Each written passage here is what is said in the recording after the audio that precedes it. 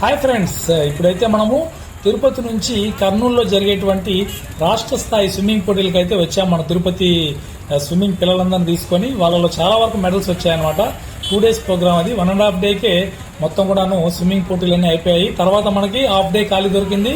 మనకి కర్నూలు సిటీలో చూడదగ్గ ప్రదేశాలు ఏవి ఉన్నాయని ఆలోచిస్తే అక్కడ పురాతన చరిత్ర కలిగినటువంటి ఈ కొండారెడ్డి బురుజు ఉందని చెప్పి చాలా మంది చెప్పారు.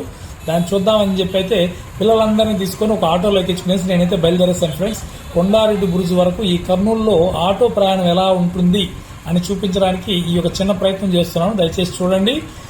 ఈ స్విమ్మింగ్ పిల్లలకి ఇప్పటి నుంచే ఏదో ఒక యాక్టివిటీ కనుక నేర్పించగలిగితే వాళ్ళు మైండ్ అనేది చాలా షార్ప్గా పనిచేసే అవకాశం ఉంటుందన్నమాట. ఈ స్విమ్మింగ్ విషయానికి వస్తే వీళ్ళకి నిరంతరం రాష్ట్ర స్థాయి, జిల్లా స్థాయి, రాష్ట్ర స్థాయి, నేషనల్ స్థాయి పోటీలు అనేవి జరుగుతూ ఉంటాయి. రాష్ట్రంలో కాకుండా దేశంలో వివిధ ప్రాంతాల్లో జరుగుతుంటాయి.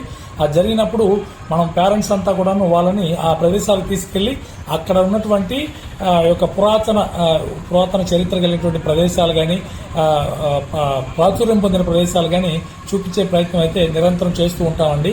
ఇలా చేయడం అనేది వాళ్ళ యొక్క మేధోశక్తి చాలా ఇంప్రూవ్ అవుతుంది ఫ్రెండ్స్. ఇలా చేయడం వల్ల ఇప్పుడైతే కర్నూలు చూడండి, మధ్యాహ్నం 3 గంటలు అవుతుంది. రోడ్లు అయితే చాలా విశాలంగా ఉన్నాయి. ఎటువంటి డిస్కంఫర్ట్ లేకుండా చాలా కంఫర్ట్గా మా ఆటో అయితే ప్రయాణిస్తుంది ఫ్రెండ్స్. చాలా బాగున్నాయి కర్నూలు రోడ్లు అయితే. చూద్దాము. ఇప్పుడైతే మనము ఈ వీడియోలో అయితే మనం కొండారెడ్డి బురుజు వరకు వెళ్ళి బురుజు వీడియో అనేది నెక్స్ట్ మీకు లోడ్ చేస్తాం. మీ కర్నూలు వాసులు అయితే కామెంట్ చేయండి. Bye friends.